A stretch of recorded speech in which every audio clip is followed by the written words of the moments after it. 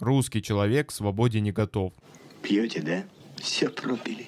Многие ошибочно воспринимают фильм «Особенности национальной охоты Рогожкина» как просто комедию про пьяных мужиков. А ведь это многослойный философский эпос о душевной растерянности и поиске идентичности на обломках прошлого. Так уж вышло, что мы долгое время жили в системе жестких рамок. Царь, идеология, партия. Нам всегда диктовали, кто мы, как надо, а как не надо. И когда в 90-х все это рухнуло, люди охуели.